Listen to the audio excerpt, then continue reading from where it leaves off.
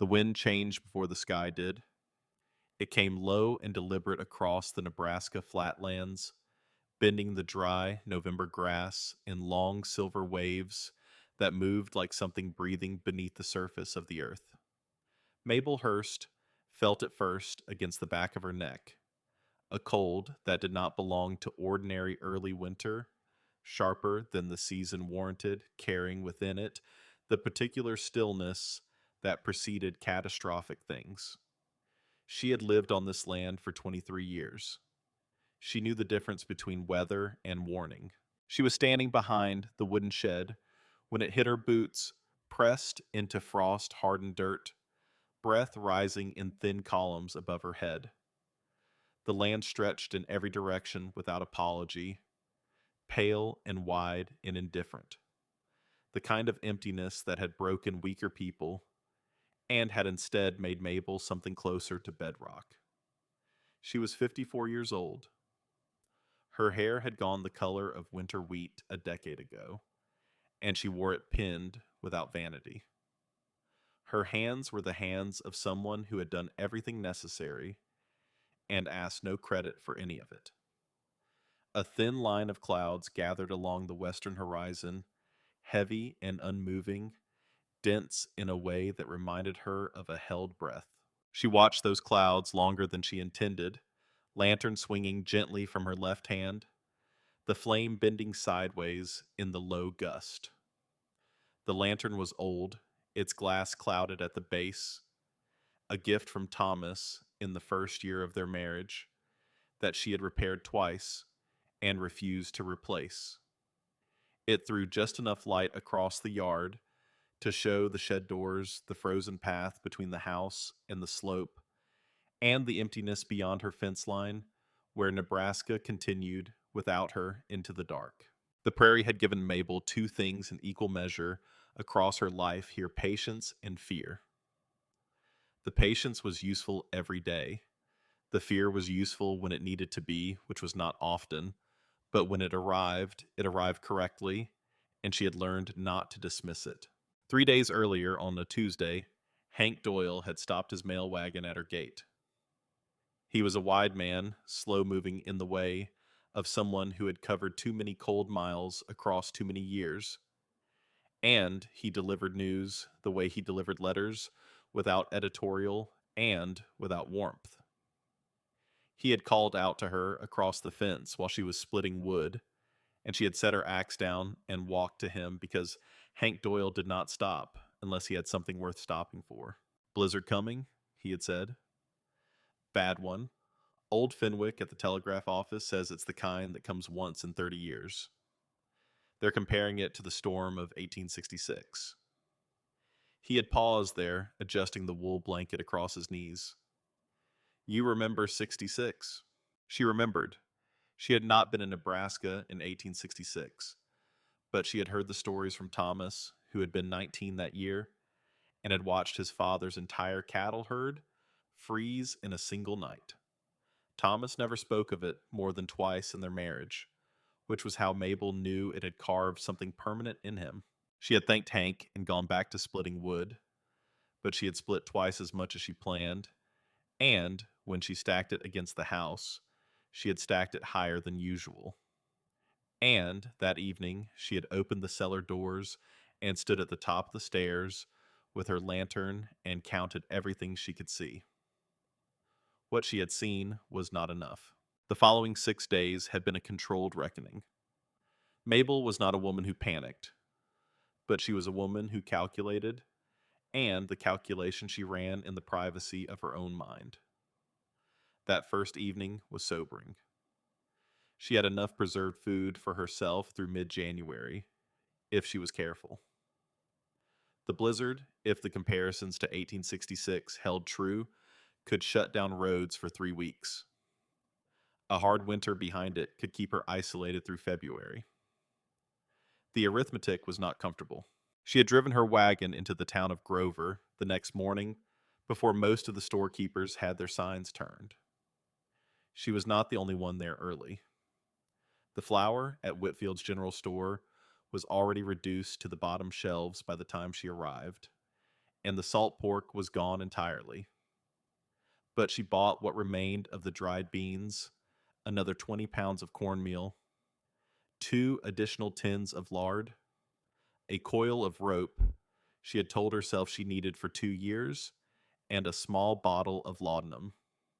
She put in her coat pocket without explaining it to anyone. She had also bought 6 additional glass jar lids because she had 9 jars of tomatoes that she had sealed with lids she did not fully trust. The drive back had taken longer than it should have because the wind was already building from the northwest and her mare Clara had grown restless and difficult in it. Mabel had talked to the horse the whole way home in a low, steady voice, not because she believed it calmed the animal, but because it calmed herself. The canning had taken 3 more days. Mabel had put up another 14 quarts of tomatoes from the last of her root cellar supply, 2 crocks of pickled cabbage, a dozen jars of preserved peaches from the cache she had been saving, and 3 large tins of rendered fat she had been putting off since October. Her hands by the end of the 3rd day were red to the wrist and smelled of vinegar and heat. She had not minded. There was a specific satisfaction in the work that she recognized as practical love, the kind a person directed at their own survival when there was no one else to direct it toward. It was on the evening of the 5th day, when she was organizing the cellar shelves by category and recording the final inventory in the small leather-bound notebook she kept for that purpose, that she found the page. The notebook had belonged to Thomas first. She had taken it up after his death in 1871 because it already had the cellar dimensions sketched in the front pages, and she saw no point in starting a new one when a functional one existed. She had used it for 13 years, and in that time had filled perhaps a third of its pages, leaving 2/3 of the book behind her husband's hand. She did not read his pages. She had decided that early and had kept to it. But on the 5th evening, counting by lantern light, in the cold quiet of the underground cellar, she turned past what she believed was the last of Thomas's entries and found one more. A single line written in his careful, slightly slanted hand, dated October 1871 year before he died. She read it once. Then she read it again. If the worst comes, remember, this ground was always meant to feed more than one. Mabel stood still for a long time after that. The cellar smelled of earth and smoked meat, and the particular sweetness of preserved peaches, and she stood in the middle of it, holding the lantern and the notebook, and not moving. She did not cry. She had not cried since the funeral, and she saw no reason to change that now. But something shifted in her chest, some counterweight she had not known was there, and she stood with it until it settled. She closed the notebook and put it in her coat pocket. She finished counting. She locked the cellar. That had been yesterday. Now it was the 6th day, and the clouds on the western horizon had not moved but had grown, and the cold coming off them was the kind that announced itself. Mabel made one final trip across the yard with a sack of flour balanced on her shoulder, the weight familiar and grounding the frozen ground under her boots, creaking with each step. The shed door stood open behind her, spilling warm amber light from the lantern she had hung inside on a nail. She carried the flour down the narrow stairs and set it against the far wall beside the other sacks, and stood back and looked at what she had built. The rows of glass jars caught the lantern light and held it glowing in amber and orange and deep red tomatoes and beans and peaches and corn, each one sealed carefully in the long summer evenings when the air had still smelled of soil and the work had felt possible. The potatoes filled 3 wooden crates near the back wall, packed in dry straw. The carrots were buried in boxes of sand, the way her mother had taught her, each one oriented the same direction as if they were sleeping in formation. Smoked haunches of pork hung from the ceiling beams, wrapped in cheesecloth and then in burlap, the outer layer stiff with the cold. 2 barrels of grain stood beside the wall, sealed with wax. Dried herbs in tied bundles hung from every available beam, their scent mixing with the earth smell into something that felt older than she was. Mabel counted the jars one more time. It was not strictly necessary. She had counted them twice the day before, and nothing had moved. But counting felt like control, and control on the eve of a catastrophic blizzard was worth the extra minutes. She was on the second row of beans when she heard it. Not the wind. She knew the wind by now in all its variations. The low moan across the chimney top, the percussive rattle of loose boards, the high, thin whistle through gaps in the window frames. This was beneath those sounds, a scrape, faint and rhythmic, coming from below the floorboards in the northeast corner of the cellar. 3 slow scrapes, a pause, 2 more. Mabel stopped counting. She stood with her finger resting against a jar lid and listened. It came again, the same rhythm, patient and deliberate, like something testing a surface for weakness. Her first thought was coyote, but coyotes did not dig under foundations with that kind of measured persistence. Her second thought was structural settling frost moving through the soil and shifting the packed earth beneath the cellar floor. She had heard that before in hard winters, but settling did not have rhythm. Settling did not pause and resume. She knelt and pressed her palm flat against the wooden boards. Beneath her hand, very faintly, she felt a vibration. Something alive. She stayed kneeling for a long moment, her hand against the floor, her lantern casting her shadow up the wall behind her in a long, wavering shape. Then she stood, picked up the lantern, walked up the cellar stairs, and closed and latched the doors behind her. She stood in the yard for a moment, breathing cold air, looking at the dark shape of her house 50 feet away and the empty prairie beyond it. Whatever was under the cellar floor was not getting in tonight. The floor was solid oak planking over packed earth and stone built by Thomas and his brother.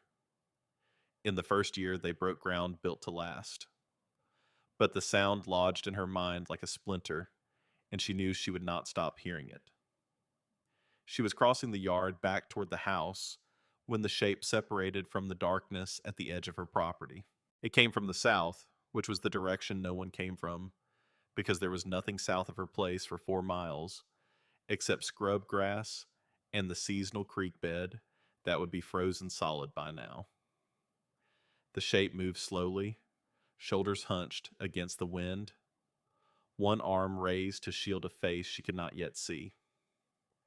It was large, broad through the shoulders, moving with the careful deliberateness of someone who had been walking a very long time and had learned not to trust the ground. Mabel stopped walking. She did not run. Running was not something she did not from people, not from weather, not from the compound, uncertainties that the prairie specialized in. She held the lantern higher instead, letting the light extend as far as it could, which was not far. The figure continued toward her without hurrying. She had time in the seconds before it reached the edge of the lantern's reach to run through her options. The house was closer than the shed. The rifle was in the house, hung above the kitchen door where it had lived for 23 years. Thomas had put it there, and she had never moved it because she saw no reason to change a thing that worked. She could reach it in 40 seconds if she moved now. But moving now meant showing fear, and showing fear to a stranger who did not yet know she was alone felt like the wrong opening move. She stood her ground and waited. The figure came into the lantern light and resolved itself into a man. He was perhaps 40 years old, somewhere in that range, with the kind of face that hard weather and harder decisions had worked over thoroughly. Dark hair going gray at the temples, matted with frost. A coat that had once been good quality and still showed it in the cut, though the elbows were worn and the collar was frayed. He wore his hat pulled low, and his boots were caked with frozen mud that had clearly come from somewhere much farther than the creek bed. He carried a leather satchel across one shoulder, secured with careful double knots at the closure, and he moved his right hand away from it as he approached her. A small, deliberate gesture that she recognized as a man who understood that hands near bags made people nervous. He stopped at the edge of her yard, perhaps 15 feet from her, and stood there without speaking immediately. His breath came in visible bursts. He looked at her lantern, then at her face, then briefly at the shed doors behind her before returning his gaze to her. That sequence took perhaps 2 seconds, and she cataloged it completely. I need to ask for shelter. His voice was rougher than she expected, worn thin at the edges by cold and exhaustion. Road's gone. Storm's moving faster than anyone said. She already knew that. She had known it since midday when the clouds stopped looking like clouds and started looking like a decision. Where are you coming from? A pause before he answered. Not a long one, but present. South of here. I've been moving between the farms out this way. That was an answer that contained very little information, arranged to sound like more. She filed that observation without reacting to it. Name, Colt Reeves. She waited to see if he would offer more. He did not. She looked at his hands, both of them now visible at his sides, the right one bare from where the glove had been tucked into his coat pocket. The knuckles were scraped raw. On the back of his right hand, running from the base of his index finger to the wrist, there was a scar that had healed cleanly but thickly, the kind of scar left by a blade drawn at close range. That was not a farming scar or a carpentry scar. She had worked a field hospital outside Chattanooga for 11 months during the war, and she knew the geography of violence on a body well enough to read it quickly. Come inside, she said, not warmly, practically. She did not move immediately toward the house. She turned and latched the cellar doors, first, making sure the latch caught firmly, and she noted that Colt Reeves did not move while she did it. He stood where she had left him, not looking at the cellar, or appearing not to, which was itself a kind of looking. Then she turned and walked toward the house, and he followed at a distance that was respectful, but also tactically sensible, close enough to keep up far enough to give her no reason to feel crowded. Inside the cabin smelled of wood smoke and dried sage. She had hung sage bundles along the kitchen rafters in September, and by November, they had become part of the air itself, not a smell anymore, so much as a quality of the interior, a specific warmth that had nothing to do with temperature. She set the lantern on the table and moved directly to the stove, adding 2 splits of oak without looking at her, guess listening to him enter and close the door behind him. She filled a tin cup with water from the kettle she kept at the back of the stove and set it on the table without ceremony. Drink that, then we'll talk. He removed his gloves and wrapped both hands around the cup. His fingers were red and stiff, the joints swollen from cold, and she watched him hold the tin without drinking immediately, simply absorbing the heat through his palms with the focused relief of someone who had been without warmth long enough to have forgotten what it felt like. She sat across from him and kept her hands in her lap, where she could move them quickly if necessary. Outside, the wind had found a new register lower and more sustained, and it pressed against the cabin walls with a weight that was different from ordinary gusts. The storm was not arriving. It had arrived. It had simply not yet decided to show everything it had brought. She studied him across the table.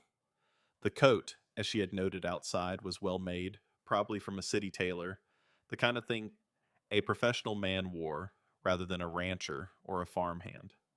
The collar had been turned up and then turned down again, and the fold was sharp in a way that suggested habit rather than improvisation. Men who spent a lot of time outdoors did not maintain sharp collar folds. Men who spent most of their time in offices and then occasionally found themselves outdoors Sometimes did the habit persisting past its context. The satchel he had set beside his chair without putting it on the floor. It rested against his calf. That was not the gesture of a man with nothing in his bag worth protecting. You said you've been moving between the farms. She kept her voice even. Warning about the storm. He looked at her steadily over the tin cup. That. And other things. What other things? He drank before answering, which gave him 3 or 4 seconds, and she noticed he used them. There's been trouble in this part of the county this winter. I've been trying to get ahead of it. What kind of trouble? The organized kind. He set the cup down.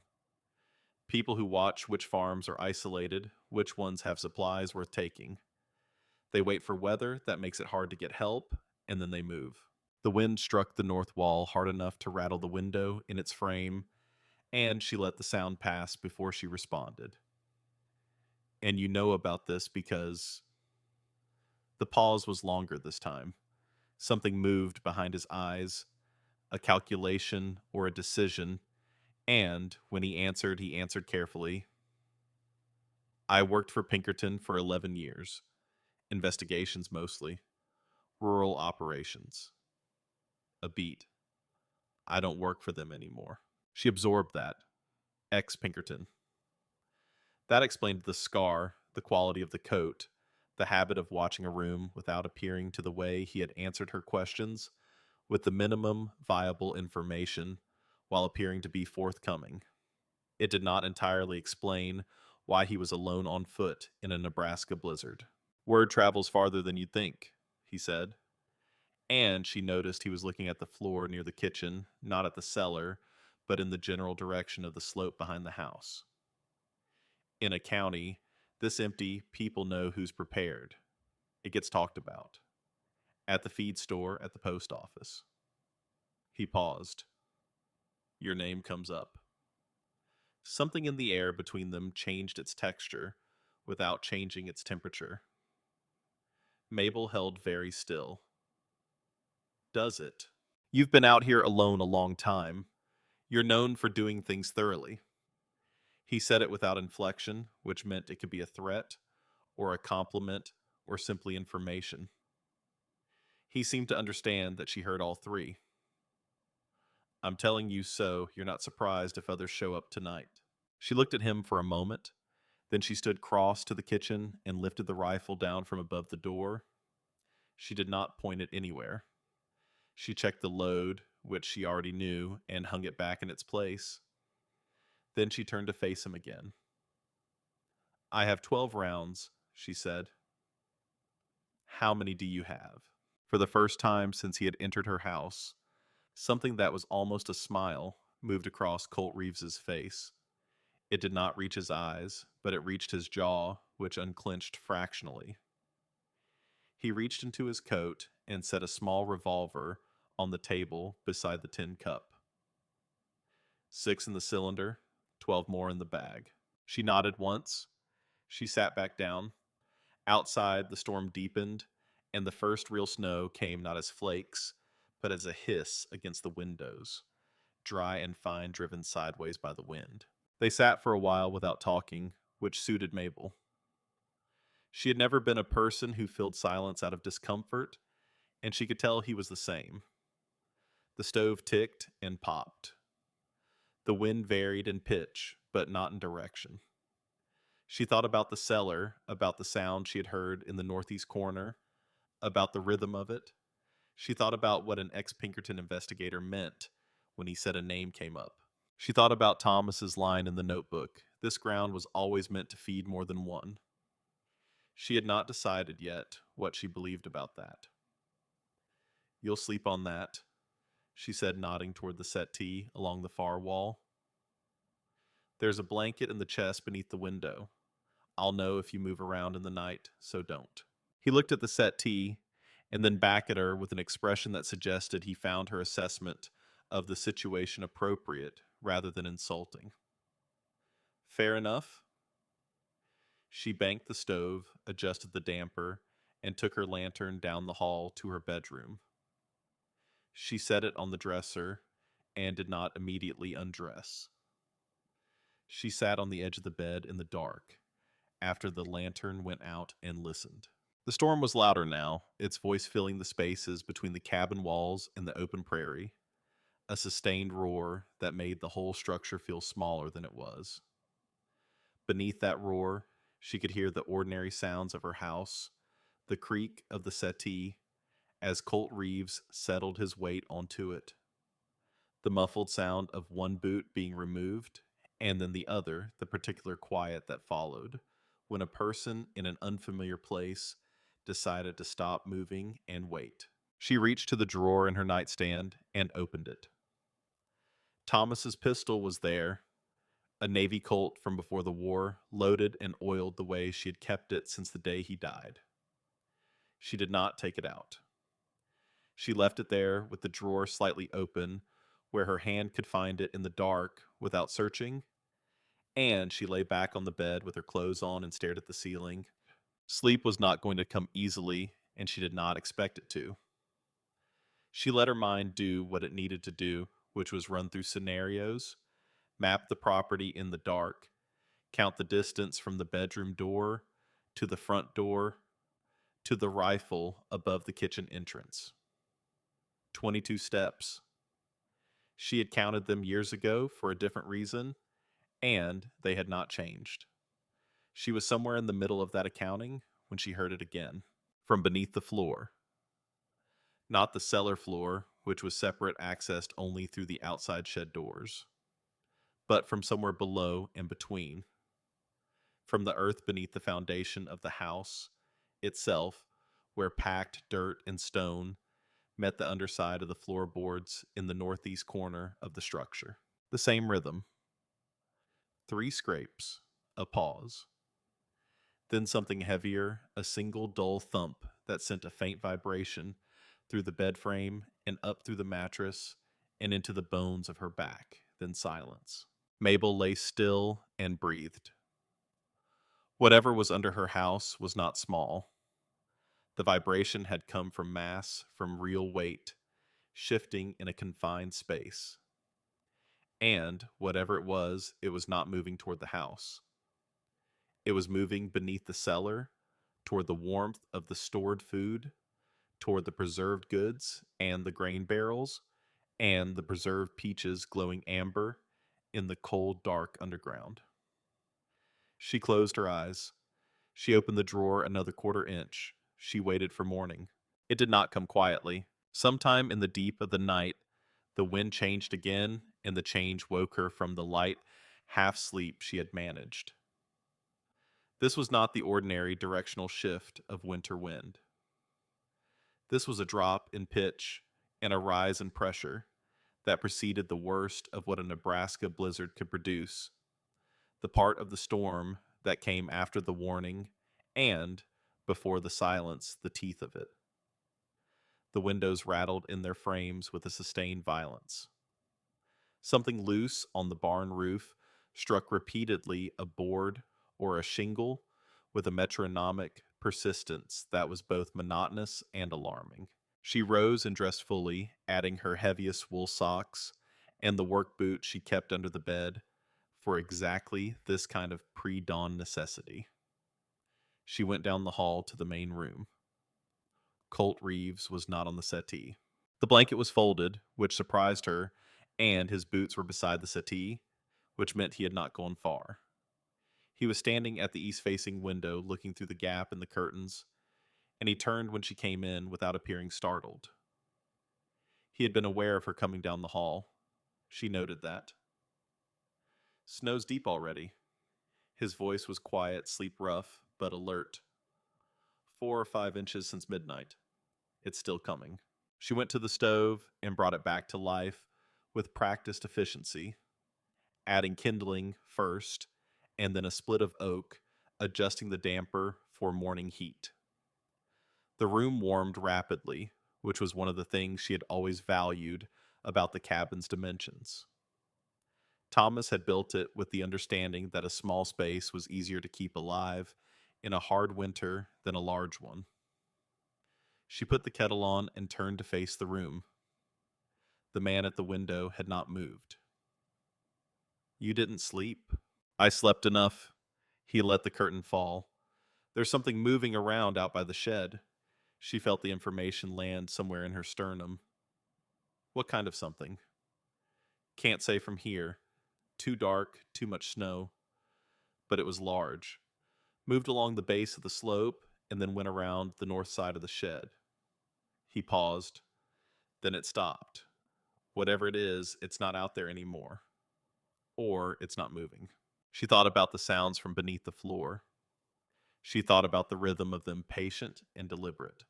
She thought about how last October she had seen bears sign along the creek bed, claw marks on a cottonwood at about the height of a young adult bear, standing on its hind legs, and how she had noted it and then not thought of it again.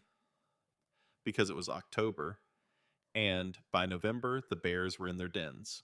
They were supposed to be in their dens. The kettle had not yet boiled when the sound came from outside. Not from beneath the house this time. From outside, clearly from the direction of the slope and the shed. A low, resonant noise, not quite a moan, and not quite a growl, the kind of sound a large animal made when it was both frightened and determined. It lasted perhaps 4 seconds. Then it stopped. Mabel and Colt Reeves looked at each other across the main room of her cabin in the half dark of early morning, with the storm roaring outside and that sound dying in the air between them. That is not a coyote, he said. No, she agreed. It is not. She went to the kitchen and took the rifle down from above the door. She checked the load. She looked at the window and then at the door and then at the man across the room from her. This stranger she had let into her house 8 hours ago, on the strength of a calculated judgment that was feeling at this particular moment either entirely right or entirely wrong, and she could not yet determine which.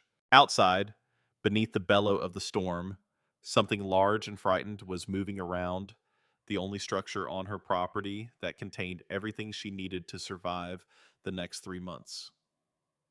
She pulled on her coat. Stay in the house until I come back. He was already pulling on his boots. That's not a reasonable request, and you know it. She looked at him for a moment. The kettle began to whistle behind her. She did not move to take it off. Then stay behind me, she said, and do exactly what I tell you when I tell you. He stood and buttoned his coat and did not argue further, which she took as the correct response. She opened the door and the storm came in. The storm had swallowed the yard whole by the time Mabel and Colt pushed through the front door, what had been a recognizable geography 12 hours ago. The path to the shed, the fence line, the gap in the hill, where the cellar doors sat flush with the slope, had become a single undifferentiated white surface that the wind was still actively reshaping.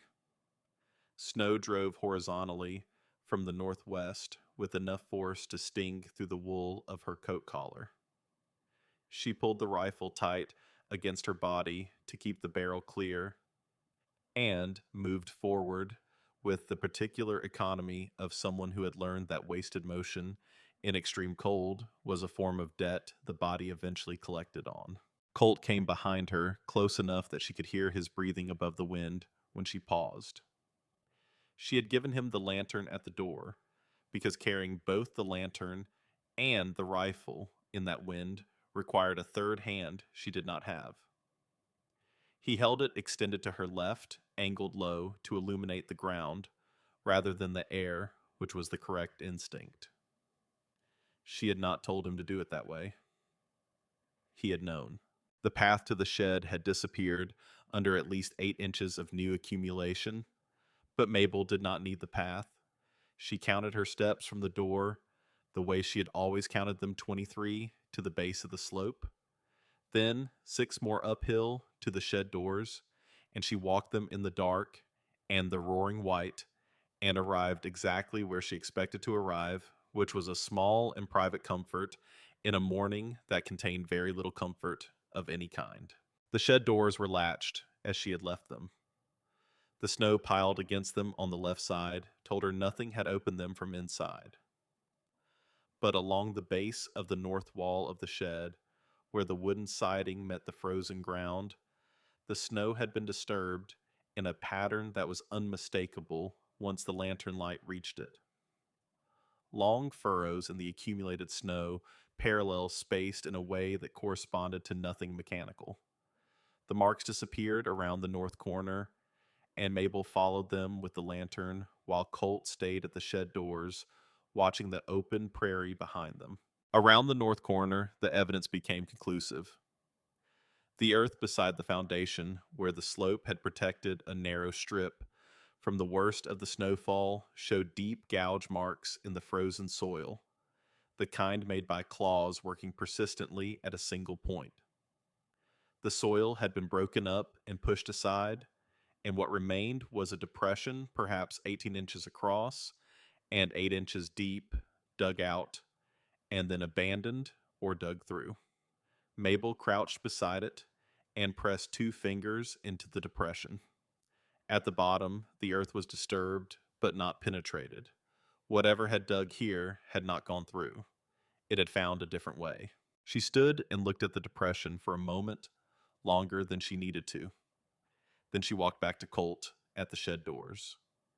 He looked at her face and understood that she had found something before she told him what it was. "Young bear," she said. Trying to get in from the outside, couldn't break through the frozen ground, then went under instead. There's a gap between the foundation stones on that side. Probably been there for years. I never closed it because nothing large enough to matter ever used it. She paused. Something larger than a squirrel just used it. He looked at the shed doors, then at the surrounding snow. How young? Young enough to still be running. Old enough to be dangerous if it's cornered and frightened. She worked the latch on the shed doors. "Which it is?" He put his hand over hers on the latch, not forcefully, just present. "You want to open that?" "I want to know what I'm dealing with before it decides to deal with me." She looked at his hand, and he removed it. "Stay at the top of the stairs. Don't come down unless I call you." She descended into the cellar with the rifle held at a low, ready position she had not used since 1864, when a Confederate foraging party had come within 40 yards of the field hospital outside Chattanooga, and she had stood in the supply tent doorway with a surgeon's assistant's rifle and not fired it because they had veered off before they reached her, and she had stood there afterward for a long time, thinking about what she would have done if they had not. She had answered that question to her own satisfaction then, and she carried the answer still. The cellar looked exactly as she had left it. Every jar in its row, every sack in its stack, the barrels unmoved, the hanging meat undisturbed. But the smell was different. Beneath the familiar earth and vinegar scent, there was something animal and musky. The specific smell of a wild creature in an enclosed space, recent and dense, layered into the air the way smells were when their source had been present for hours. She moved the lantern in a slow arc across the northeast corner of the cellar floor. The single oak plank nearest the foundation wall had been shifted, not lifted, shifted laterally, perhaps 2 inches, the gap at its edge showing a sliver of dark earth beneath. From that gap came a faint breath of even colder air. And from somewhere beneath that gap, at a depth she could not determine, came the low sound she had been hearing since the previous evening. Not a growl, not quite. Something more involuntary than a growl, the sound a frightened animal made when it was trying to be still and not entirely succeeding. She crouched 6 feet from the shifted plank and stayed there. The lantern light did not reach into the gap. She listened to the sound beneath the floor and let her mind reconstruct what logic could reconstruct. The bear had come from the creek bed where she had seen sign in October. It had been moving when it should have been denned, which meant something had disturbed it before it went fully into its winter sleep, disrupted the cycle at the worst possible moment. It had found the warmth of the cellar's earth heat radiating upward through the soil and had worked its way toward it through the gap in the foundation stones and was now lodged in the crawl space beneath the cellar floor, too frightened by the storm to go back out and too disoriented to know what to do next. It had not touched a single jar. It had not reached the food stores. It was below the floor, not above it, contained by the weight of the oak planking and the frozen earth on all other sides. She stayed crouched for another full minute, listening. Then she stood slowly and went back up the stairs. Colt heard her version of the situation without interrupting. The snow was thickening around them as she spoke, the wind finding new angles, and she watched his face process the information with the methodical quality of someone trained to take inventory of problems in order of their actual rather than apparent severity. When she finished, he was quiet for a moment. "The bear didn't come on its own," he said finally. "Not in November. Not when it should be deep in hibernation." He looked toward the slope where the digging marks were buried already under new snow. Something pushed it out of its range. Something that arrived in this part of the county recently, moving through the area, making enough noise and disturbance to wake a sleeping animal and send it running. His jaw tightened against the cold wind. "The men I'm looking for camped at the creek bed. I'd guess 2 nights ago, maybe 3. The full shape of it assembled itself in Mabel's mind with the kind of cold clarity that came when all the pieces were finally in the same room. The bear, the timing, the name that came up at the feed store and the post office. She looked at Colt Reeves in the gray, blowing light of early morning and understood that he had arrived at her property for a reason more specific than shelter from a storm, and that reason was standing now between them in the freezing air, waiting to be named. "You used my farm," she said. Not a question. Not yet an accusation. Something between them that required a precise answer before she decided what to do with it. "I came here to warn you," he said. "That's true. And, and if they were going to move on any property in this county tonight, it was going to be yours. So yes, I came here knowing that." He held her gaze without flinching, which she respected, even as it made her angrier. "I'm not going to pretend that was entirely separate from everything else I came for." She looked at him for a long moment, in which the wind made several arguments of its own, and she heard none of them. Then she turned and walked back to the house, without telling him to follow, knowing he would. The morning light, such as it was, arrived gray and grudging through the east window by the time they were back inside. Mabel stood at the stove and thought while the kettle worked toward boiling, and Colt sat at the table and let her think, which was the second correct instinct he had demonstrated since arriving, and she was keeping count. She poured 2 cups and set one in front of him without ceremony, and drank her own standing up. She heard the knock at the front door before he did. She was already moving toward it before the second knock landed. She went to the window first and looked through the gap in the curtain. The shape on her porch was small hunched, moving with the desperate restless motion of someone who could no longer feel their extremities and knew it. She opened the door. The boy who stumbled across her threshold could not have been older than 17. He was dark-haired and slight-framed, the kind of young that made his fear look larger than it was because he had not yet developed the architecture to contain it. His ears were the alarming white of early frostbite. His coat was adequate for ordinary November work, outdoors, and entirely inadequate for what the morning had produced. He came through the door and stopped just inside, it blinking at the warm interior with the stunned gratitude of someone who had genuinely believed at some point in the past hour that warmth was something that happened to other people. Danny Marsh, He said his name was when he could speak. 17 years old, worked, and lived at the Marsh homestead 3 miles east. He had left before 4 that morning after an argument with his father that had begun over a broken fence post and had become something larger and uglier by the time it was finished. He had been walking west into the wind without a clear destination, following the only logic available to someone too angry and too cold to think carefully, which was to keep moving and hope something better appeared.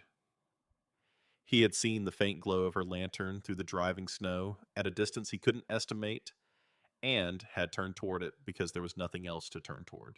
Mabel sat him beside the stove and checked his ears without asking permission. The white was confined to the outer edges, which was bad but recoverable.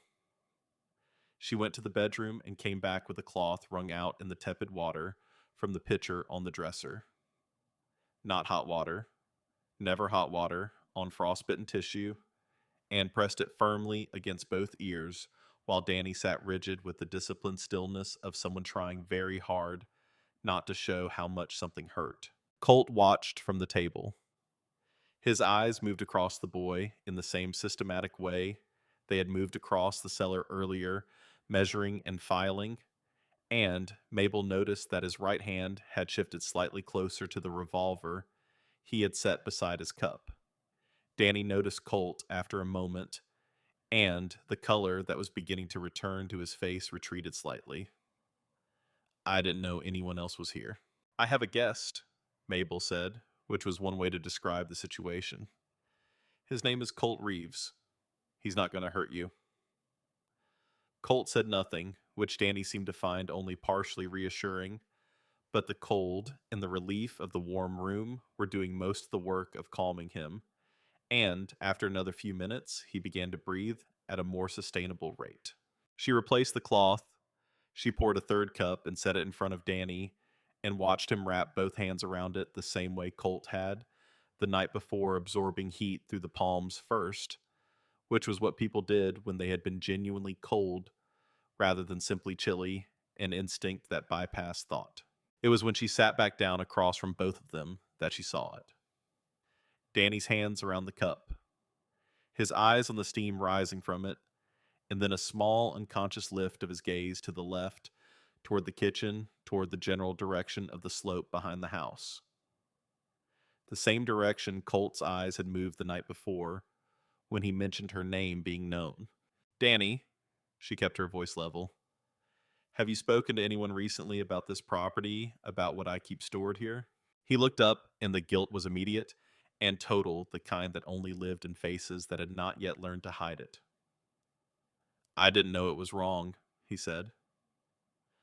2 men stopped at our fence line yesterday morning before the storm got bad, asked about farms in the area, asked specifically about which ones had food storage. His voice dropped. I told them about you. I told them your name. I told... The silence in the room was complete, for a moment filled only by the sustained assault of the wind on every exterior surface of the cabin. Mabel looked at her cup. She looked at Colt, who was looking at Danny with an expression that had moved from assessment to something more complicated. You didn't know, Mabel said finally, and meant it because the boy was 17, and had been walking alone and angry into a blizzard, and had been honest with strangers at a fence line in the way that people were honest before the world had given them sufficient reason to be otherwise. Now you do, so you'll make it right by doing exactly as I say for as long as you're in this house. Danny nodded, too relieved to have been forgiven to fully register that the forgiveness had come with conditions. Colt leaned forward with his elbows on the table. The 2 men. Describe them. Danny described them in the halting way of someone who had observed without meaning to observe. One tall one, shorter, both wearing range coats with the collars turned up. The taller one had done the talking. He had a flat way of speaking, Danny said. Like the words cost him something, and he was not going to spend more than he had to. They had a pack horse with them loaded with gear, not travel gear heavier than that, the kind of load that suggested a camp rather than a passage through. Colt sat back. He pressed his thumb against the scar on his right hand, an unconscious gesture that Mabel had already catalogued as what he did when he was thinking through something unpleasant. That's Webb and Harlan Crace, brothers. Webb's the tall one. He looked at Mabel. I've been behind them for 4 months. She digested that. 4 months across what distance, through what terrain, with what resources, she did not ask, because the answers would not change anything about the next 12 hours. Where are they now? My best estimate, given the storm and what Danny's described, they set up camp at the creek bed 2 or 3 nights ago. They would have moved before the full blizzard hit, found a position to wait it out close enough to move when they chose to. He paused. Your property is the only warm light source in 4 miles. The cellar. Her lantern hanging on its nail in the cellar, visible through the door she had not fully closed in the darkness the previous evening before Colt arrived. She had not thought about it since. The light that had guided Colt to her door, the light that had reached Danny through a 1/4 mile of blowing snow, was also the light that would guide 2 men who had been watching this county for months. She stood and went to the window and looked at the storm, which looked back at her with total indifference. The snow was coming harder than it had been an hour ago. The barn was not visible from the window, and the barn was 40 feet away. The cellar was invisible, the entire slope behind the house swallowed into the white. She turned back to the room. We're moving to the cellar. Colt looked up. It'll be harder to defend from down there. It'll be harder to lose everything I need to survive the next 3 months from down there. She was already pulling her coat on. The house can be replaced. The food cannot. She looked at Danny. Can you carry weight? He straightened in the way young men straightened when they were given the opportunity to be useful after a period of feeling useless. Yes, ma'am. Then you'll carry what I tell you to carry and put it where I tell you to put it. She took the lantern and led them out into the storm for the second time that morning. Getting 3 people down the cellar stairs with supplies and a rifle in a full blizzard was an exercise in organized urgency. Mabel went first, then Danny with 2 blankets and the remaining bread loaves wrapped in a cloth. Then Colt, who came last and pulled the shed doors shut behind him and dropped the interior bar across them. The heavy oak bar Thomas had installed for exactly the kind of situation where you needed a door to hold from the inside. The cellar received them with its particular underground warmth, the heat of the earth itself constant and slow, indifferent to the chaos above. Mabel hung the lantern on its nail, and the familiar amber light moved across the shelves and jars. And the 3 of them stood for a moment in the sudden comparative quiet. The storm reduced to a muffled roar by 4 feet of packed earth on every side. Danny looked at the shelves for a long moment without speaking. His eyes moved across the jars, the hanging meat, the grain barrels, the root vegetables stacked in their careful rows, and his face did something complicated that Mabel watched and understood. He had grown up on a working farm. He knew what this amount of food represented in terms of labor and time and planning. He knew it the way people who had grown up with scarcity knew the value of its opposite. You did all this yourself? He said quietly. And it was not quite a question. Over many years, she said, which was accurate. Hand me that blanket. Me that. She had them move the crates away from the northeast corner before she told them why. Better to have it done before explaining it, she had found, because explanation invited debate, and she was not in a position to debate. When the crates were moved and the northeast corner was clear, the sound from below was immediately more audible in the contained space, a low rhythmic scratching that had taken on a new quality since the morning, more agitated, less patient. Danny heard it and went very still. What is that? Colt crouched and pressed his palm to the floor. Ground's moving, he said, and then he looked up at Mabel with an expression that meant he had been thinking about the bear since she had told him about it, and had arrived at the same conclusion she had about why it was still running in November. It's frightened, more than just the storm frightening it. The men at the creek, she said. Their camp would have been within 100 yards of any den site in that drainage. 3 days of fire and noise and the smell of horses. He stood. The bear didn't choose this.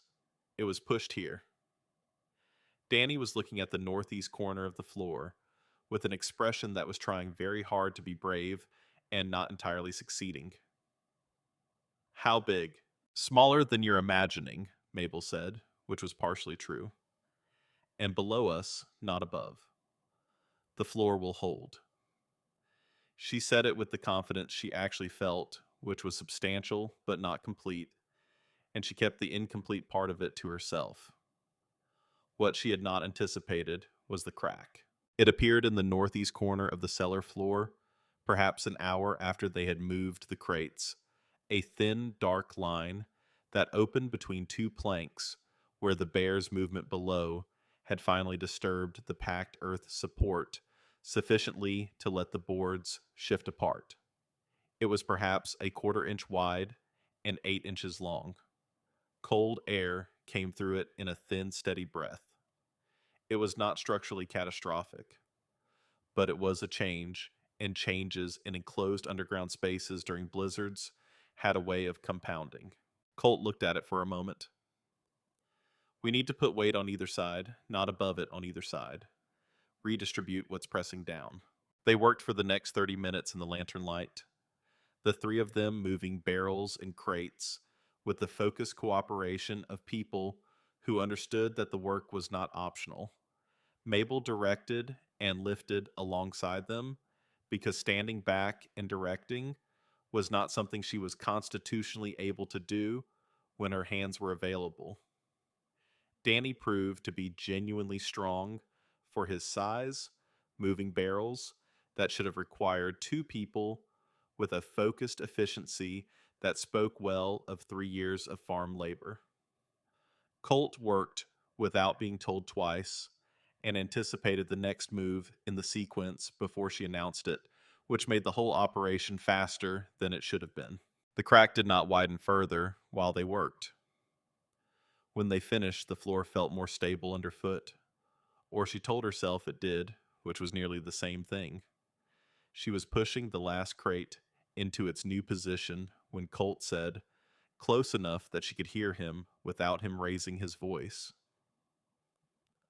I worked for Pinkerton for 11 years. I told you that last night. A pause. What I didn't tell you is that I stopped because they gave me an order I couldn't follow. She kept pushing the crate. What order? There was a family, farmers like you, out in Kansas. They had information about a robbery. They'd seen something they shouldn't have seen, and the men I was supposed to be bringing in had figured out they'd seen it. Pinkerton told me to move the family, relocate them, give them a new name, make them disappear before the men could get to them. He paused again. My supervisor's version of relocating them was different from mine. I found out the difference, and I said no. They let me go the next morning. She straightened up. She looked at him in the lantern light. His face was the same face it had been since she opened her front door to him, difficult and worn and entirely serious. The family. I relocated them myself. Took 2 weeks and cost me everything I had saved. They're in Oregon now, different name, doing fine as far as I know. His jaw moved. Then I spent 4 months looking for Webb and Harlan Crace without a badge or a salary because someone who knew where they were going to be next had to be ahead of them. And I was the only one who both knew and gave enough of a damn to do it. She absorbed this. She thought about the shape of a man who spent 4 months and everything he had on a debt he had taken on voluntarily on behalf of strangers who would never fully understand what it had cost him. She thought about Thomas's line in the notebook and whether Thomas had somehow anticipated not just the blizzard, but this specific moment, this specific man in her cellar with this specific story. She decided that was too convenient a thought and set it aside. You should have told me last night, she said. Last night I didn't know if you'd let me stay or put me back in the blizzard. He met her gaze steadily. I made a judgment call. You were right that I might have put you back in the blizzard. She picked up the lantern and moved to check the crack, which had not changed. You were wrong to think I would have. The silence between them after that had a different quality than the ones before. Not comfortable, not resolved, but honest in a way that had not been present earlier. The kind of honesty that came after concealment was no longer possible and turned out to feel better than the concealment had. Danny had retreated to a crate near the stairs during this exchange with the intuitive discretion of a 17-year-old who understood that some conversations between adults required not being heard. He was eating a piece of hard bread from the cloth parcel he had carried down and looking at the ceiling in the manner of someone who was not listening, which meant he was listening to every word. The bear had gone quiet below them. The storm had not. Through the packed earth of the cellar walls, filtered and muffled but still present, the wind pressed against the shed above them with a sound like running water, constant and enveloping. The temperature in the cellar had dropped several degrees from the morning, the earth's constant warmth working against the deepening cold above, and Mabel distributed the blankets she had brought down without asking who needed one, simply placing one around Danny's shoulders and leaving the other on the crate nearest Colt. She was at the shelf counting jars again, not because she had forgotten the number, but because the act of counting gave her hands something to do while her mind worked on the larger arithmetic when she heard Danny's voice from across the cellar. I saw them, quietly but clear. The two men. This morning before I came to your door, I saw them from the road. She and Colt both turned. Danny was looking at his bread rather than at either of them, the way people looked at neutral objects when they were delivering information they knew would change the temperature of a room. I didn't realize then. I thought they were travelers looking for shelter. They were on foot coming across the field from the east, from the direction of the creek. They were maybe half a mile from here when I last saw them. He paused.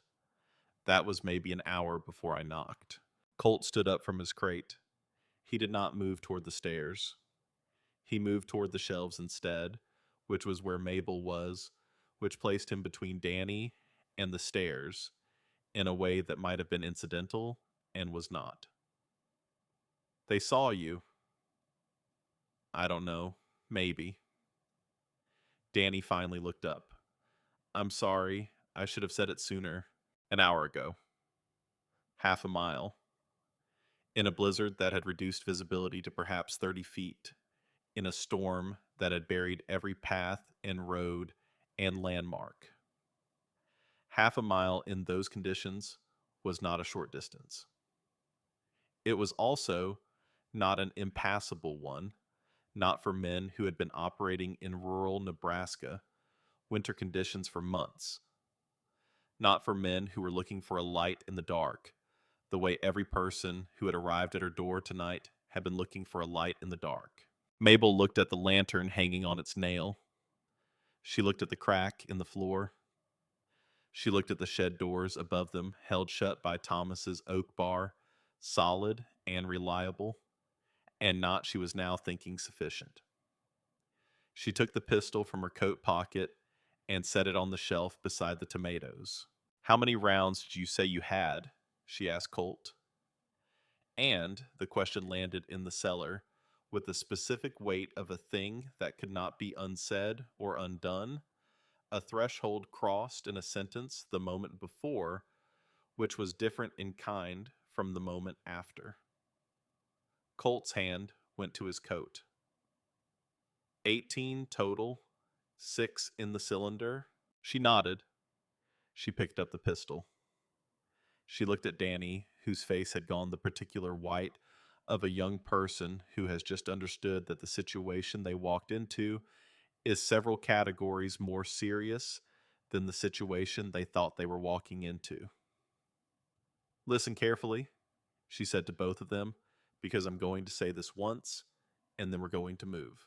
Above them, against the shed doors, the storm howled and pressed, and somewhere within that howling, getting closer by degrees that she could not measure but could absolutely feel. Two men were navigating through the white dark toward the only light left burning on the prairie. She gave them their positions the way she had once directed orderlies in a field hospital without raising her voice, without repeating herself with the specific authority of someone who understood that clarity in a crisis was not a personality trait, but a moral obligation to the people depending on it. Colt would take the northwest corner behind the grain barrels low and out of the immediate sight line from the stairs. Danny would move to the southeast corner behind the potato crates, and he would not move from that position regardless of what he heard, regardless of what happened, regardless of anything except her voice telling him to move. She would stand at the base of the stairs, where the lantern light was strongest, which was also the most exposed position in the cellar, which was precisely why she chose it. Colt looked at her chosen position, and his jaw tightened. That puts you in the open. It puts me where they'll look first. While they're looking at me, they won't be looking at you. She checked the pistol one more time, not because it needed checking, but because the act of checking it was the last act before everything that came after it, and she wanted a moment between them. I've been the distraction before. I'm good at it. He looked at her for a beat longer than the situation strictly required. Something moving behind his eyes that was neither admiration nor pity, but something adjacent to both the specific expression of a person who has met someone unexpected and is still adjusting to the fact of them. Then he moved to the grain barrels without further argument. Danny went to the potato crates with the focused silence of someone who had made the decision to be useful and was committed to it entirely. He was frightened, which she could see in the set of his shoulders and the angle of his head. But he was moving, and in her experience, moving frightened was considerably more valuable than frozen brave. She stood at the base of the stairs and listened. The storm above the shed was a sustained presence. Now, not variable, not gusty, simply constant, as though the weather had exhausted its interest in drama and settled into the long work of endurance. Through it, she listened for sounds that did not belong to weather. Footsteps in packed snow were nearly silent. The shed doors, if tested from outside, would produce a specific resistance, a lack of give that would tell whoever tested them that the bar was down and the space occupied. What she was listening for was the response to that information. It came as a voice, muffled through the door in the snow piled against it, stripped of most of its content by distance and wood and wind, but unmistakably a human voice, speaking to another human voice, the particular cadence of two men conducting a rapid assessment. She could not make out words. She did not need to. She adjusted her grip on the pistol and stayed where she was. The first attempt on the door was not a knock. It was a test, a single firm push against the left panel that communicated nothing overtly hostile, the kind of pressure a traveler in a blizzard might apply to a door they hoped was unlocked. The bar held with a solidity that Thomas had engineered into it, deliberately selecting the oak for its cross-grained strength, shaping the brackets himself. Mabel had never had occasion to be grateful for that specific quality of her late husband's carpentry until this moment, and she was grateful for it completely. A pause, then a knock 3 times spaced evenly. The international grammar of a person requesting entry. She looked across the cellar at Colt's position. He was invisible behind the grain barrels. She looked at Danny's corner. She could see the pale edge of his face above the crates, and she held one hand up flat stay, and the pale edge disappeared as he lowered himself further. She climbed 3 steps up the staircase, enough to put her voice closer to the door without opening it. "Storm's full," she called out, making her voice carry the specific flatness of exhaustion rather than alertness. "Who's there?" A voice came back through the wood, deeper than she expected, carrying the flat effect that Danny had described. "Travelers, lost our horses, need to come in." Horses. She had already decided how this would go. She had decided it in the 60 seconds after Danny told her where he had last seen them running the options, the way she had learned to run options during the war, not to find a perfect outcome, but to find the least bad one and commit to it without reservation. There was no version of this that avoided risk entirely. There was only the version that kept the initiative on her side of the door for as long as possible. "One at a time," she called back. "Doors narrow. Come slow." She descended the stairs and moved back to her position at the base of them. She did not lift the lantern. She left it on the nail where it had been throwing its light across the center of the cellar. And she stood at the edge of that light, where the shadows gave her the slight advantage of a face that was harder to read than theirs would be coming down into the brightness from the dark. She reached up and lifted the bar. The left door swung open, and snow fell through the gap in a small cascade, and the cold came down the stairs ahead of the man who followed it. He was tall, as Danny had said, and he moved with the particular economy of someone who had spent years operating in conditions where excess motion was a liability. His coat was crusted with snow from collar to knee. His hat brim had accumulated a ridge of white along the front.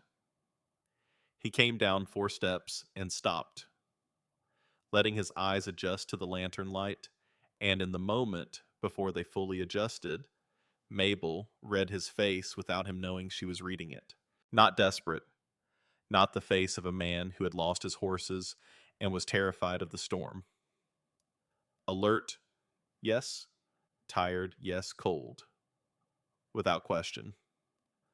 But underneath all of that, an assessment was running.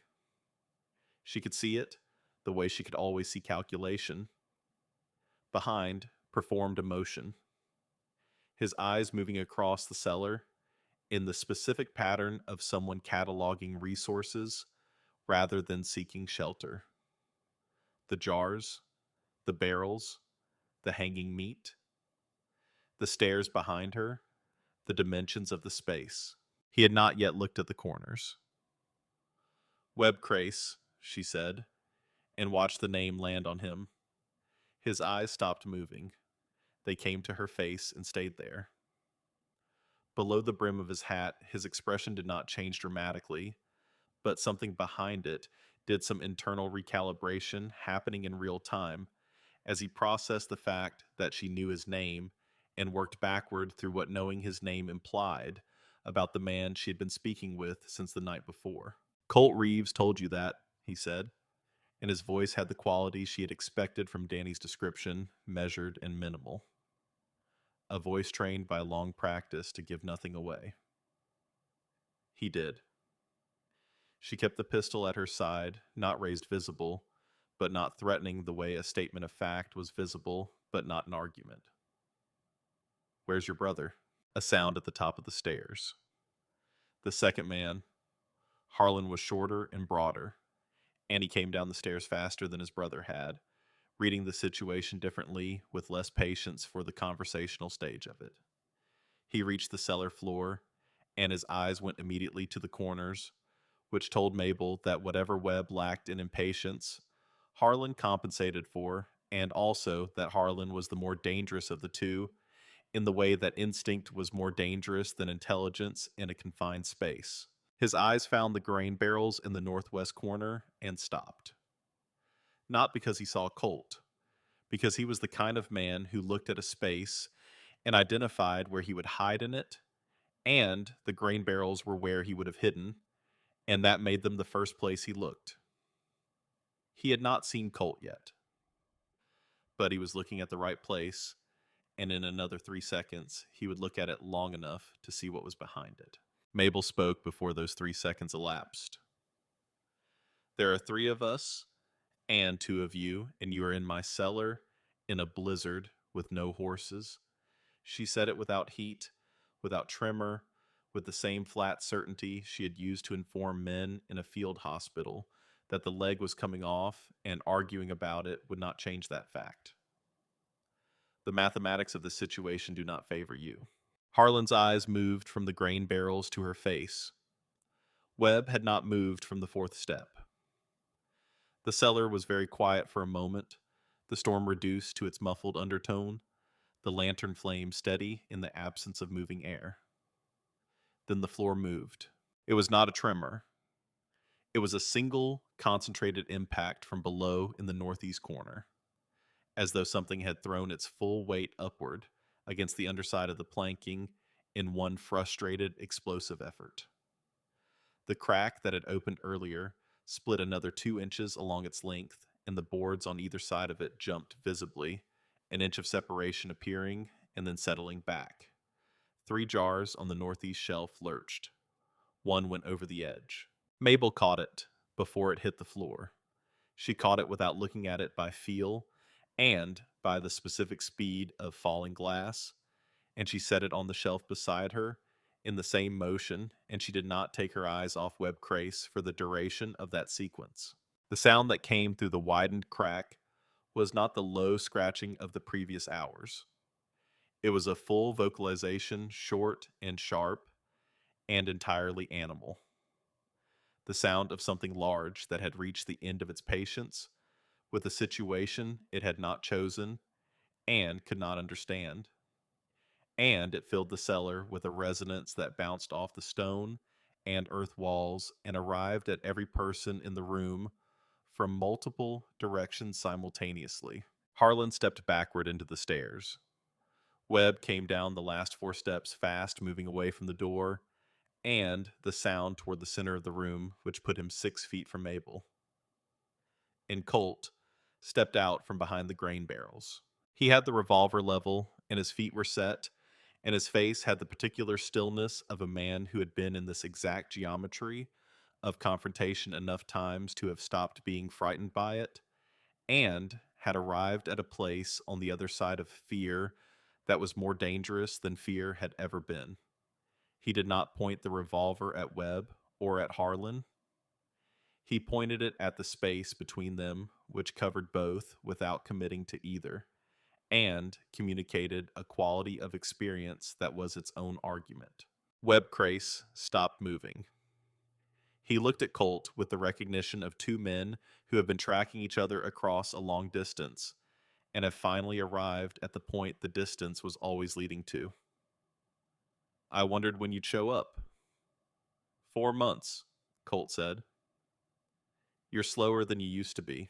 Whatever response Webb might have composed was interrupted by the floor. The crack in the northeast corner had been widening by degrees throughout the confrontation, the bear below cycling through agitation and near calm, in rhythm with the noise above it.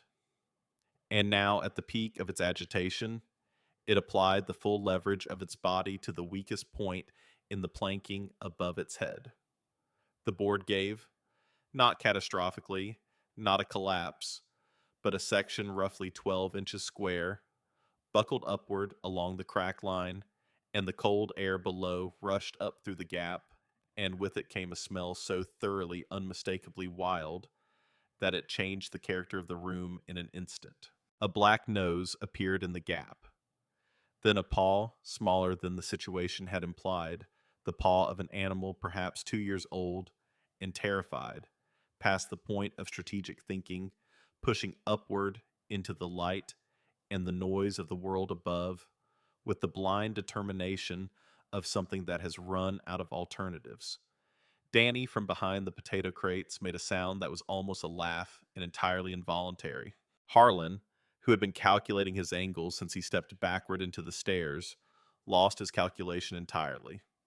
He was a man who had operated for months on the assumption that he understood what a given situation contained, and a hole in the floor of a root cellar producing a bear's paw in the middle of what should have been a straightforward winter robbery was so far outside the boundaries of his operational assumptions that his body responded before his mind could stop it. He turned toward the stairs. Colt's voice stopped him. Harlan. One word, flat and absolute.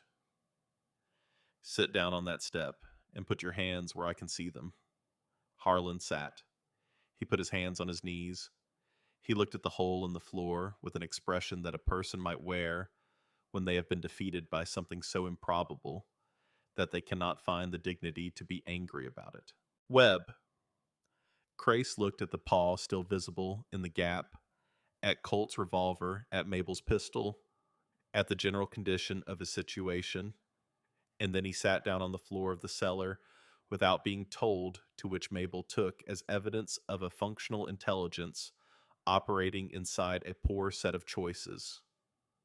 What do you want? He said, and this time the flat effect in his voice was not trained composure. It was genuine exhaustion. I want you to stay exactly where you are until the storm breaks, Mabel said. Then you're going to walk to Grover with Mr. Reeves, and you're going to have a conversation with the sheriff there. What happens after that conversation is not my concern. She looked at Colt. He nodded once. The bear's paw withdrew from the gap. The nose lingered for a moment longer, working the air above the cellar with the focused intensity of a creature trying to parse an overwhelming quantity of new information, and then it too disappeared. From below came a series of sounds that suggested repositioning, the bear moving away from the gap and back toward the foundation stones in the outside world, back toward the cold. It knew, rather than the chaos, it didn't. Mabel took a length of rope from the hook near the stairs, where she had kept it for 20 years, and handed one end to Colt. He looked at it and then at her. You planned this far. I planned for needing rope in a blizzard, she said. The specifics arranged themselves. She left Colt with both brothers and took Danny with her to the gap in the floor. Together, they worked a piece of flat board over the opening, a section of shelf backing she pulled down from the lowest shelf, and weighted it with a barrel of grain rolled carefully into position. It was not a repair. It was a management of the situation until repair was possible, which was a distinction Mabel had long understood as the practical difference between survival and perfection. Survival tolerated imperfection. Perfection frequently did not survive. Earl and Ida Colton arrived at the shed doors 40 minutes later. Mabel had heard them before. They knocked the specific sound of aged people moving with great determination through deep snow, the labored rhythm of it, and she had unbarred the door and opened it before Earl raised his fist to knock a second time. He stood in the doorway, with Ida pressed against his back for warmth, both of them so encrusted with snow that they looked carved from it, and his face, when he saw Mabel's face, was the face of a man who had spent the last 2 hours deciding whether he was going to make it and had not yet fully updated to the fact that he had. Earl Colton was 64 years old and had farmed the land 6 miles east of Mabel's property for 31 years. He and Ida had not been close neighbors in the social sense. They were too far apart and too self-contained for that. But they had the relationship that isolated rural neighbors developed over decades, a mutual awareness of each other's existence that functioned as a form of low-intensity care. He had helped her pull Clara out of a ditch in the spring of 1879. She had sent food when Ida was ill in the winter of 1882. They had not needed to discuss either event afterward. He came down the stairs with Ida and stopped at the bottom and took in the full contents of the cellar, the jars and barrels and hanging meat. the two men sitting against the north wall with their wrists secured. Colt standing with his revolver holstered. Danny moving crates with the focused energy of someone glad to have something to do with his hands. Earl looked at all of it with the measured comprehension of a man who had seen enough of the world's range of possibilities to absorb new configurations without prolonged astonishment. Figured you'd have more sense than to freeze, Ida said to Mabel, which was as close to an expression of relief as Ida Colton had ever produced in Mabel's presence, and which Mabel received accordingly. She settled them on crates near the stove she had brought down from the house before the storm peaked. A small cast iron box stove she had carried across the yard in the full blizzard, with Danny steadying the other end. Its flue pipe run up through a gap in the shed wall that she had packed with wet clay to seal around it. A solution that was temporary and functional, and currently warming the cellar to a temperature that was uncomfortable for no one except possibly the two men sitting against the north wall with their wrists tied. She poured the last of the coffee, which she had stretched to a thinness that bordered on metaphor, and distributed it without ceremony. Earl drank his in 2 swallows and held the cup in both hands for the warmth afterward. Ida held hers and looked at the shelf of preserved peaches nearest her with an expression that contained several things: admiration and hunger, and something older, the recognition one woman extended to another when she understood the full weight of labor behind a result. We saw 2 men on the road, Earl said after a while. He said it looking at his cup rather than at anyone in particular. Coming this direction maybe 2 hours back, before the road went entirely, I thought they were heading somewhere legitimate. They arrived, Mabel said. Earl looked at the 2 men against the wall. He looked at the rope on their wrists. He did not ask for elaboration. The storm ran through the night and into the following morning. 6 people in a root cellar with a small stove and several 100 pounds of preserved food, and a bear somewhere beneath the floor that had gone entirely quiet by midnight. Either having found a new passage out through the foundation gap on the exterior side, or having resigned itself to sleep, Mabel could not determine which, and chose not to investigate until the temperature above ground was survivable. She opened jars. She did this with the same deliberate calculation she had applied to everything else, selecting from the stores in a sequence that prioritized nutrition per unit of weight, and preserved what she would need most through the longest potential period of isolation. She opened the tomatoes first, then the beans, then 2 jars of the peaches she had been saving since August. She heated everything on the small stove in the single pot she had brought down, and she distributed it in the order of most obvious need. The Coltons first, then Danny, then herself, with Colt taking his portion at the same time as hers, without being asked to wait. She handed portions to Webb and Harlan Crace, without discussion. Webb received his with a look she could not entirely categorize, some compound of shame and pragmatism. Harlan received his without meeting her eyes, which she found neither surprising nor particularly interesting. They talked through the night, the 4 of them who had arrived freely in the way people talked when weather had removed all the ordinary excuses not to. Earl told a story about the blizzard of 1873 that Mabel had not heard before, a version that involved 3 days on the roof of his barn with a signal lantern and a neighbor who had not made it. Ida talked about coming from Ohio as a young woman and the specific quality of her first Nebraska winter, the way the flatness of the land had seemed to her then like a personal challenge issued by the geography. Danny was quiet for long stretches and then said things that were more observant than his age suggested he should be capable of, and Mabel filed that away as something to address when the storm was over and there was time. Colt did not talk about himself. He contributed to the conversation in the way of someone who had developed the capacity to be present without being central. And Mabel watched him do it and understood that this was not reticence, but a form of courtesy of making space that he had probably not always been capable of and had learned somewhere along the distance of the last 4 months. She slept in 2 hour intervals on a folded blanket, waking at each interval to check the stove and the crack in the floor and the two men against the wall, all of which remained in their respective stable conditions. The crack had not widened since the barrel was placed over it. The stove needed feeding every 2 hours precisely, which she managed to a degree of accuracy that Colt noticed on the second waking and offered to take over, and which she declined because sleeping in 2 hour intervals was a skill she had acquired in 1863 and saw no reason to surrender. The wind dropped first. It happened gradually, the sustained roar losing its lower registers over the course of an hour in the pre dawn darkness, becoming something more intermittent.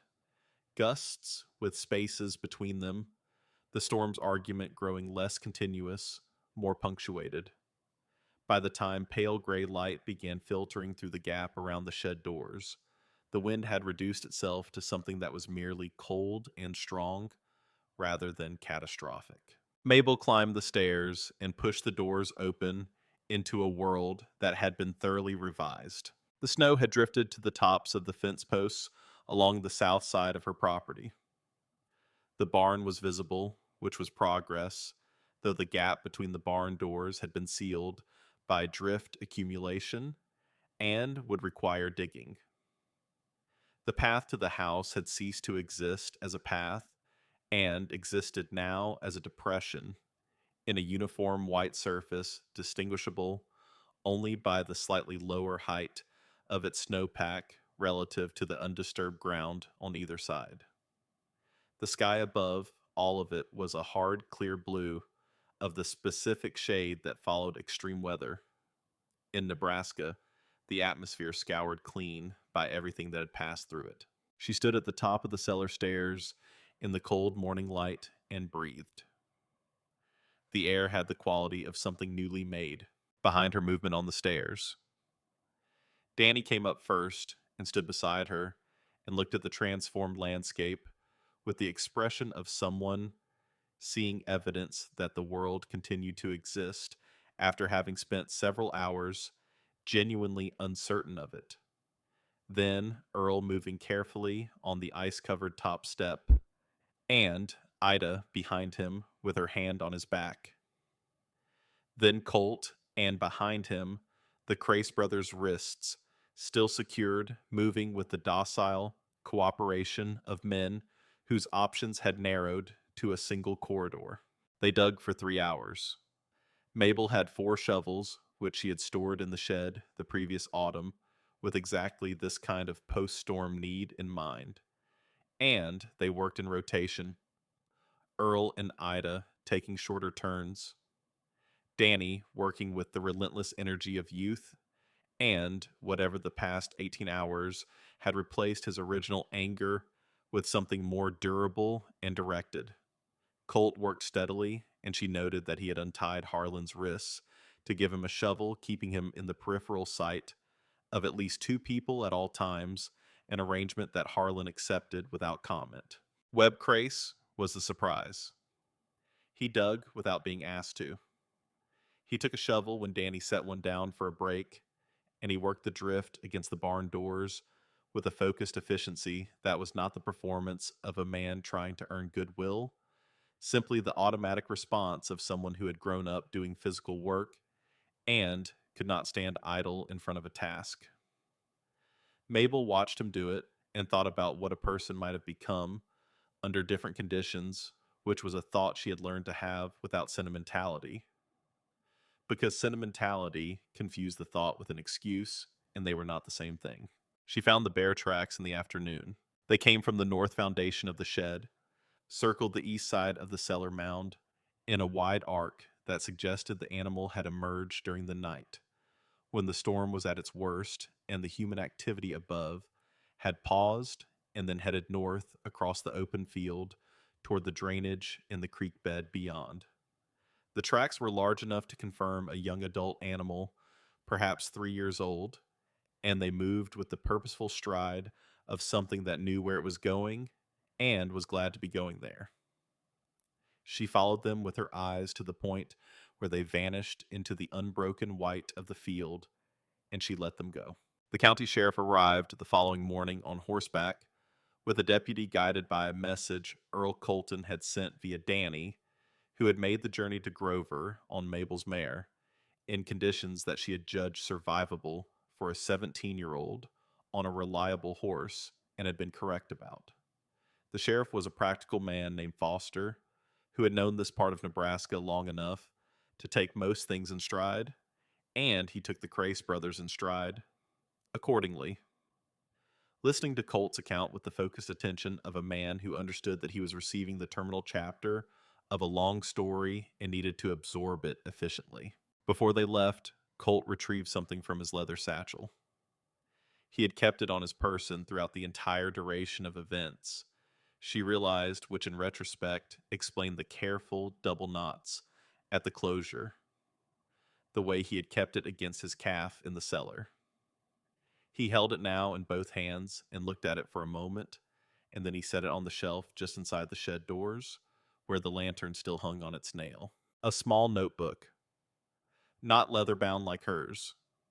A plain cloth cover, well worn, the pages swollen slightly with use. She could see handwriting through the cover, dense and detailed. Names, he said. Every farm and homestead in a 4-county area that those two identified as a target.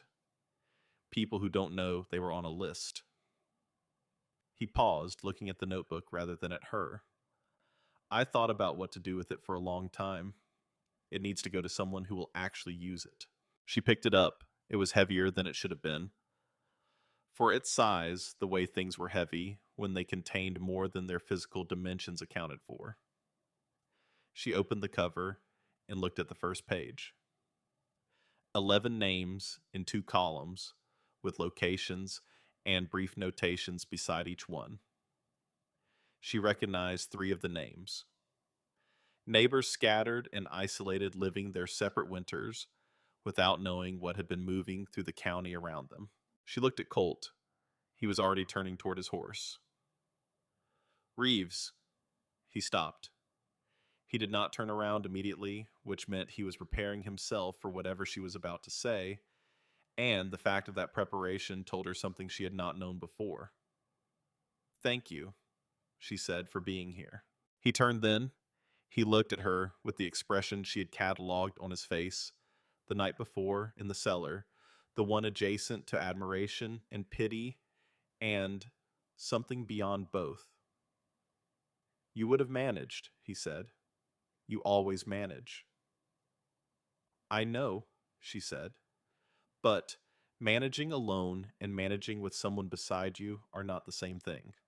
I wanted you to know that I know the difference. Oh. He held that for a moment. Then he mounted his horse and rode south with the sheriff and his deputy and the 2 Crace brothers who went tied to a lead rope and did not look back.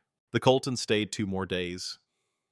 Ida helped Mabel reorder the cellar, which needed reorganizing after the emergency movement of the previous night, and the 2 women worked through it in a companionable efficiency that did not require much conversation and did not want any. Earl and Danny dug out the barn and the path to the house and cleared the fence line along the south field. And, in the process, Earl told Danny several things about fence repair and winter farming that Mabel suspected Danny would retain longer than anything his father had told him. Not because his father lacked knowledge, but because the circumstances of this particular instruction were unusual enough to etch themselves permanently. On the morning the Coltons left, Ida pressed a jar of honey into Mabel's hands. It was a small jar, amber and thick, sealed with a wax top and tied with a piece of blue thread. Ida had been carrying it in her coat pocket the whole time, which meant she had brought it through the blizzard. which meant she had been carrying it when she and Earl were still uncertain whether they were going to survive the walk to Mabel's property. Mabel looked at the jar and understood the weight of it without needing it explained. Danny left last among the visitors riding his father's horse, which Earl had led over from the marsh place that morning as part of the general settling of logistics.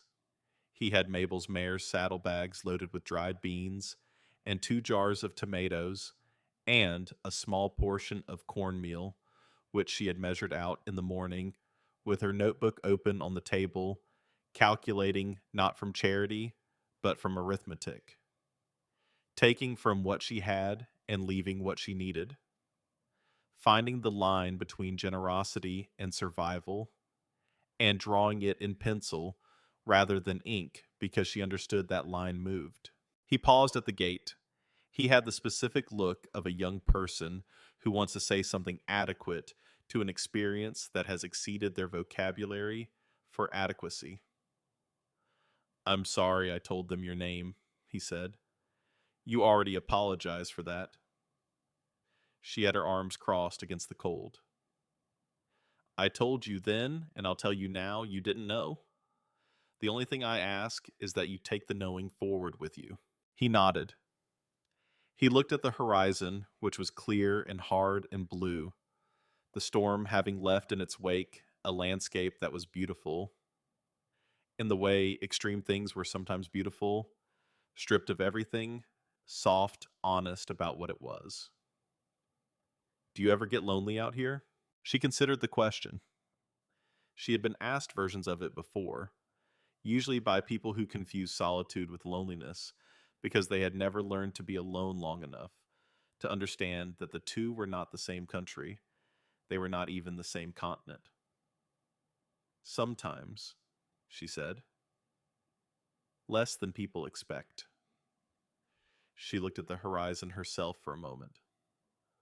"Go home, Danny. Talk to your father. Not about the argument. About the storm."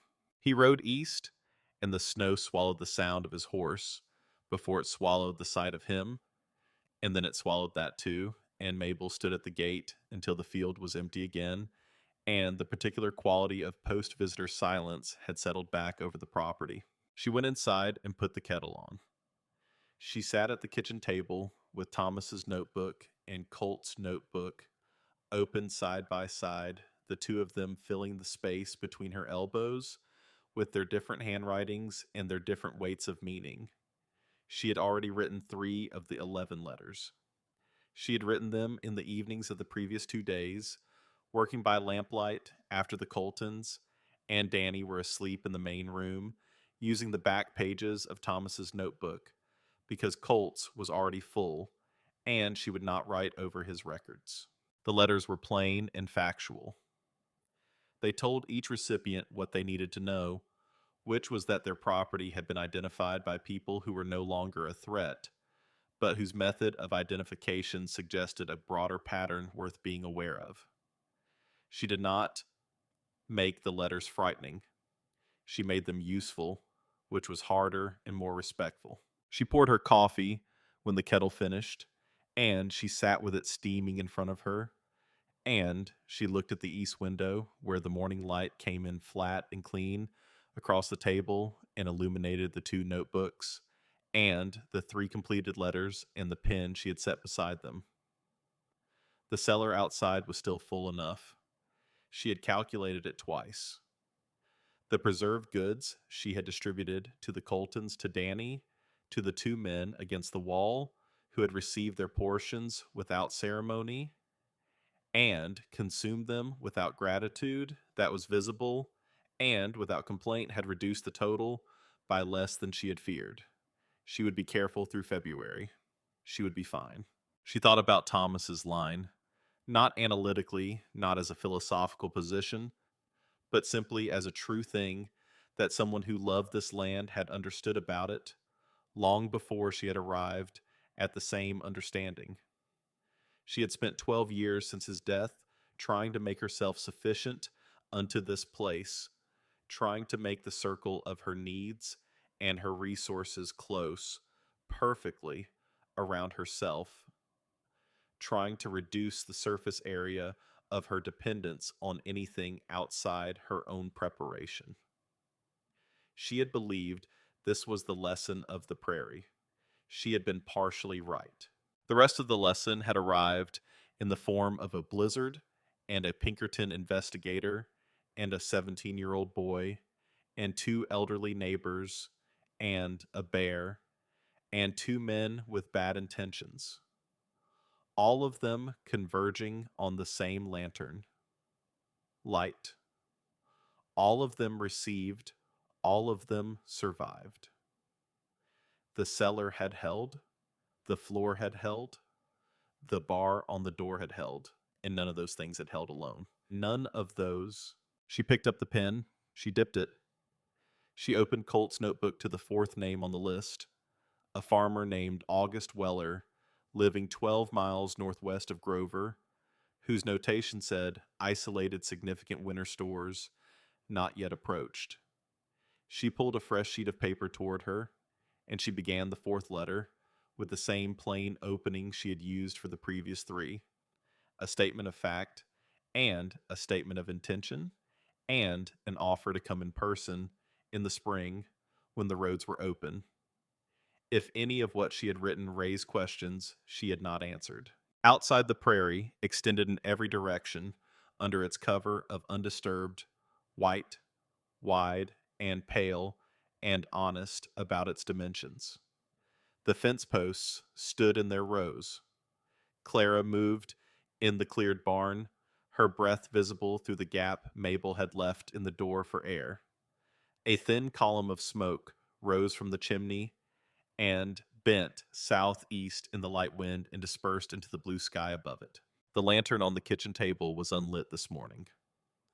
There was enough light from the window, and she had never believed in burning fuel unnecessarily. But she looked at it as she wrote that old clouded glass lantern of Thomas's that she had repaired twice and refused to replace. And she thought about light and what it drew to itself, and whether drawing was the same thing as inviting, and whether inviting was the same thing as responsibility. And she decided, after some consideration, that it was. All three were the same thing in the end. You lit a lantern on the prairie in a blizzard, and you owned what came toward it, the lost and the desperate, and the dangerous and the hopeful, because you could not select your light's recipients by character before you lit it. You lit it or you didn't. You opened the door or you didn't. She had lit it. She had opened the door. She would do both again.